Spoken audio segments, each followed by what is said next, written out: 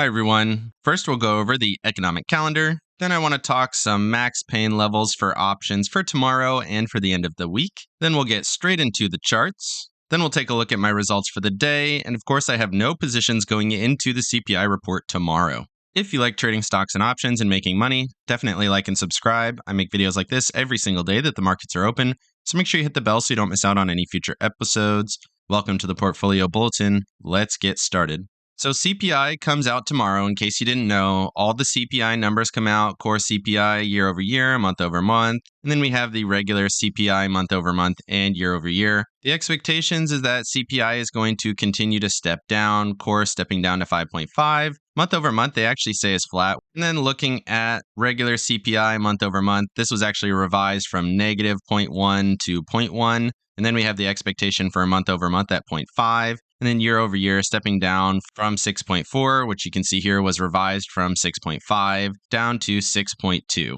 All of these numbers come out at 8:30 Eastern. So keep an eye on this. Obviously, it's going to impact the markets a lot, and we'll talk about the results tomorrow.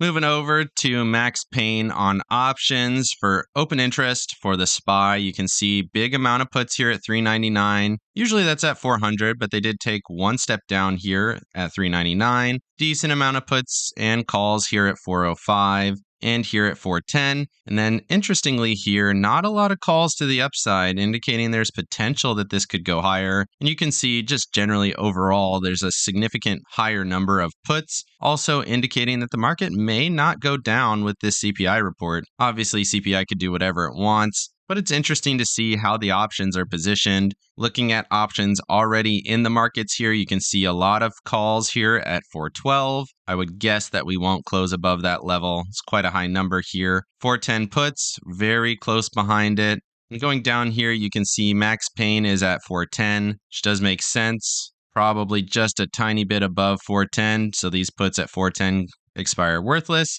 but you don't get all these people making money on their 412 calls. And the people at 410 calls also not making money at that level. Makes sense. 410 is max pain. Again, make sure you understand that max pain doesn't mean that we're going to finish at that level, but it is a fairly interesting center point to see where the market is moving. Also, decent amount of puts here at 405 as well as 400. And again, highlighting here how many more puts there are than calls, still indicating to me that there's potential upside in the market.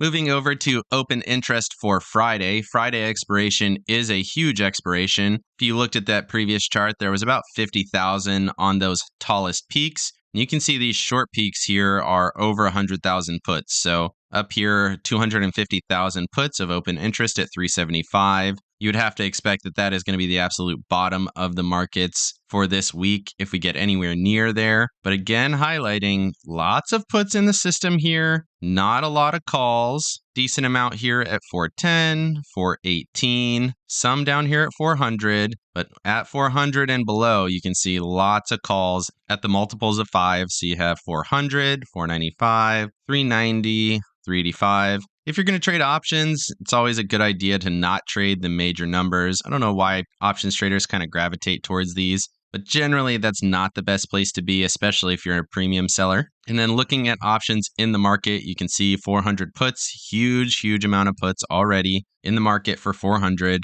Generally expecting that 400 is going to be the bottom if we go down from here. Decent amount here at 410, and then some decent calls in here at 412 and 415. But generally looking here again, not a lot of calls, pretty swayed to the upside here, quite a bit of puts, and pretty much at the money. So definitely bearish sentiment still in the markets. Moving over to the charts, starting with the S&P 500. On the hourly and the daily charts, you can see we did get the continuation like we expected. We saw that bullish momentum going into the close on Friday. Expected this to rally back up into this range. Thought we might hit stronger resistance at these previous lows, but the SPY pretty much ran through those levels, got well above them, all the way up to that 413 level. So exceeded my expectations to the upside, which to me says I think the markets might be going higher on the CPI. We might see CPI come in a little under, or we see CPI come in basically flat, or as expected, we take out these highs and then you get the dump. Looking at the daily chart here, you can see we did get that one candle of bearish momentum on Friday, and we stepped right back into the green here today, bouncing off of that trend line that we've been talking about. So this ended up being a bounce. We actually ended up getting a little bit of a gap up. Did not quite get that gap filled. You can see here on the hourly chart, the candle close was at 408.04, and then the low of day was 408.33. So we didn't quite close that gap, indicating quite a bit of strength here into the rest of the day. And again, it seems like this is going to go higher through the CPI report. Could be a liquidity grab, but definitely looks strong here today. Moving over to the NASDAQ, similar thesis here, gapped up, didn't quite fill the gap, and then rallied. Came into this level of resistance that we talked about previously, right at the trend line. Did come into these previous lows like we expected on the SPY, but in this case, we did kind of pause at that level, did get one candle of rejection on the hourly chart. Did still bounce from there off of the 9 EMA on the hourly, so still looking a little bit strong. Momentum starting to fade here on the hourly chart, but still plenty of room to the upside on the RSI. 4-hour momentum building to the upside still looks strong. Potentially going to get that cross into tomorrow, which could indicate that we're going to go see some new highs here. Definitely looks bullish here going into the close. Of course, CPI could change all of that. We throw wicks to the upside, get rejection off of this 312, 313 level, and then we start taking some real lows. Maybe this is our new medium level here, where we throw some wicks to the upside, get that full double top. We come back through, get through this 298.15 level. And then once we do that, then we're going to be coming back down to these previous lows, probably in the 286 level. So potential scenario, obviously all hypothetical, waiting for that CPI number. But that does kind of look like what's going to happen to me. Of course, you have to entertain the possibility here that we take out these highs and make new highs. Like we said in the options, there's a lot of bearish sentiment still in the market, indicating that we could still potentially go higher here. Moving over here to the Russell and the Dow, you can see on the Russell, we threw a huge wick to the downside, took out quite a bit of this previous chop from yesterday, getting all the way down to that 189.36 level. This did cause me to panic a little bit on my position. I didn't take a loss on that position, but I definitely did not benefit from the rest of this rally. Could have gotten back in, but I just didn't do it. So I took early profits on the Russell. Could have got more money out of that position, but it's okay, not terrible. Otherwise, similar thesis, rallied throughout the session, came into resistance, starting to fade on momentum, but certainly could go higher. Looking at the Dow, did basically what we thought it was going to, rallied throughout the session, took out all of these previous highs right before the CPI reading. If it's going to go higher, it's going to do it now. Otherwise, CPI is really just going to chop out a bunch of bears here, cause a little bit of a squeeze, and then we're going to get that sell-off. Then we're looking to take out these previous lows at 336. And then once we do that, then we're looking for a much lower low down at probably 330 or so. Of course, CPI could come in light. Maybe the Dow shoots up from here and we start making some new highs. If that does happen, then we're looking back at that previous high here from Friday the 13th of January, which is just a little bit higher, about $1 higher to the highs from where we are now. Moving over to Apple and Tesla here, not a lot to add. Apple getting back into those previous highs, kind of like the Dow, makes sense.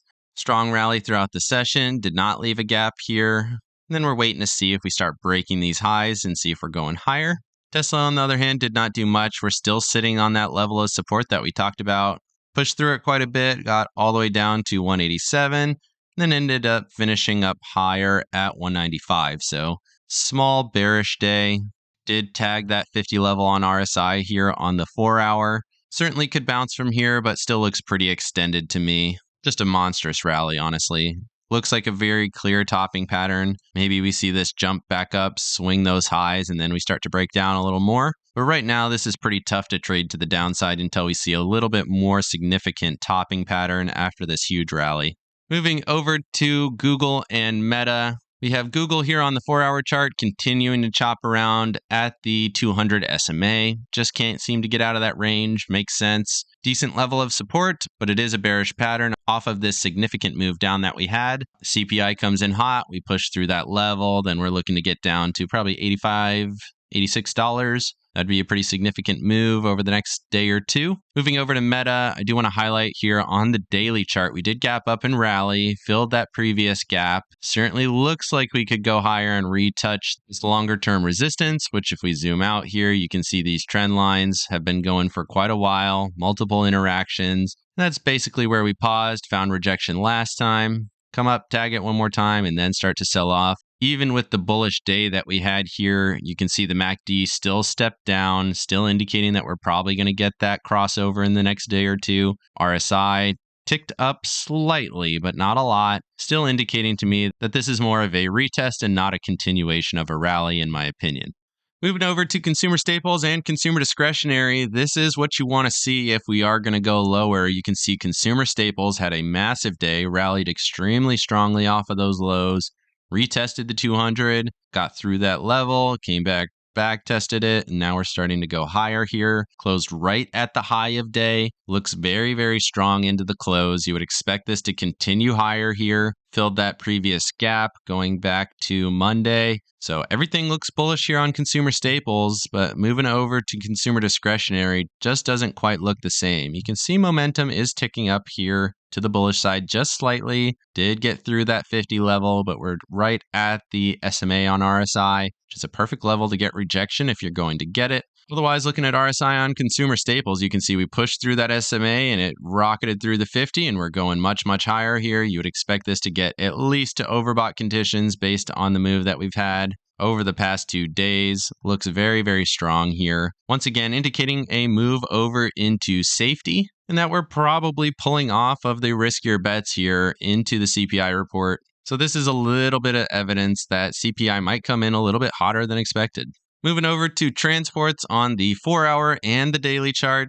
So transports definitely not retesting the highs like the Dow. Usually you want to see the transports and the Dow moving in the same direction, generally in the same vicinity, if that move is going to continue. But right now we have the Dow tagging its most recent highs, and then you have transports barely sitting at gap fill levels. And this really just looks weak, right? So on the daily chart, you can see we filled the gap just barely, bearish momentum despite the bullish day. Does seem like this is going to probably push up a little higher and then start to break down, in my opinion. But transport's indicating more bearish price action to come and not moving higher the way that the Dow is. So definitely interesting to see that here and something to watch going into the CPI report tomorrow. Moving over to semiconductors on the 4-hour and the daily. Similar thesis on the day. Did gap up, did fill the gap, did move higher. Bearish momentum still on the daily chart despite the bullish day, indicating that this is a short-term retrace in my opinion. Otherwise, looking at this level here, it continues to act like a level on both charts, which is very interesting. You can see on Friday we tested that level and bounced. And then here on the daily chart, you can see we gapped through that level and then had a strong push through that level on the daily chart. So this is one of those times where technical analysis becomes a little bit more of an art than a science. I'll leave it here because both charts are still treating it like a technical level, and it's pretty hard to not have it as a level based on this channel that we're in. Right now, we're above the trend line. Certainly could be a rejection. You can see we're right in the lows of these previous candles here. Certainly could be an area of rejection. Maybe we throw some wicks, get a little bit higher, and then start to break down. Certainly a possibility. Looking at the 4-hour after the move today, you can see this was a clear bounce off of the 50 level, but we still have the SMA on the RSI where we could come into that level just a little bit higher, and then we get rejection through the 50. If we do break below the 50 here on the 4-hour chart, that would indicate to me we're moving significantly lower and that this trend is really broken down at this point. Right now, we're still in kind of this sideways consolidation period. But if we do see that real push below the 50 level, then we would look for significant lower levels, probably down at 226 or about $20 lower than where we are right now. Moving over to yields on the hourly chart, this is a little bit hard to read here. So we got the 10-year yield moving down pretty consistently throughout the day, finishing very close to its lows. Still in a bullish pattern, still above the 55 EMA on the hourly chart. Certainly could get a bounce at that level. Does kind of look like a potential area for a double bottom. But this is definitely some weakness here in the 10-year that we haven't seen for a while. Did have a little bit of a dip here, but that was quickly retraced very powerfully, and then we made new highs. And that was also at a clear technical level. This is a little bit different, so this will be something to watch for sure. Definitely going to be watching this at the open with the CPI report. Moving over to the 2-year though, we pretty much rallied throughout the session, did sell off here a little bit at the end, did get below the 21, does look a little bit weaker here, not as strong throughout the day. But either way, we're seeing yields kind of look weak into the end of the day, which is generally not what you would expect if the CPI report is going to come in hotter, because a hot CPI report obviously makes the Fed want to keep rates higher. But here we have yields kind of saying, I'm not so sure that that's going to happen. And if this continues here to the downside, then we should be looking for stocks to go higher from where we are now. Moving over to the dollar on the hour and the daily chart, not a lot to add here. You can see we've been in this consolidation pattern right below the 55 EMA on the daily chart, and we're still stuck above that 9 EMA on the daily chart. So we're stuck between these two EMAs. It's going to break out one way or the other. Did get a step down on momentum, but we also got that 2 days ago, and then we had a bullish day the next day. So clearly choppy price action, still in the green. So you have to keep that factored in. And you can see on the momentum here on the hourly chart, you can see we had that bearish swing, and we're starting to move into the bullish side just slightly. The SMA here to our upside, so could come in, retest that, and then continue lower on RSI, indicating that we're probably going to come down, retest that 200 SMA on the hourly chart, and then we'll see what happens from there. If we do get a nice bounce, you could certainly see that being a level where we start to move higher from there, and then break out of this trading range that we've been in. But it is worth noting that this kind of looks like a distribution. Let's make this a little bit bigger here. You can see you have a high, shorter term low, and a higher high. And then you make a lower low from that previous low. Double bottom, could not get up to the previous highs. And then you show weakness, making a lower low. Continues to make lower highs here, slightly higher low. But really what this is showing here is some weakness. We did get really close to the previous high, not quite there today, and then we quickly sold off into the close. So the rallies here to me are not showing the same kind of strength as the bearish moves. These bearish moves look faster and stronger and more deliberate than the rallies, which seem to be grinding to the upside. To me, that says that this is a little bit bearish going into the CPI report. But of course, this is still a distribution, and we don't know for sure if it's going to break out of the highs or the lows. But to me, overall, it does look slightly bearish. Moving over to JNK on the hour and the 4 hour. As you would suspect, it did rally into the midday with the rest of the markets, but really finished quite weak. Looking at the 4 hour candle, you can see huge wick to the upside, very flat on the actual candle here, and you can see that sell off on the hourly chart. Couldn't get above the 21 EMA, consistently has been resistance throughout this down move here, so this looks like a slight bounce into resistance and then rejection, which does point to lower prices in my opinion. If we do see bonds continue down, then we should see a reversal in yields, and then they should be heading higher after the CPI report tomorrow. Of course, this could be the start of a double bottom, so you would want to see this break out below the previous lows, which would be down around 91.64. You could put your level down at 91.75 or so. That would be the body of the candles. But usually you want to see that break below the wicks, and once we're below the wicks, then you're going to see this go pretty significantly lower, I would guess. Probably at least down to the 200 SMA on the daily chart, which is trading at 91.17, which would be about another 75 cents or so lower from where we are right now.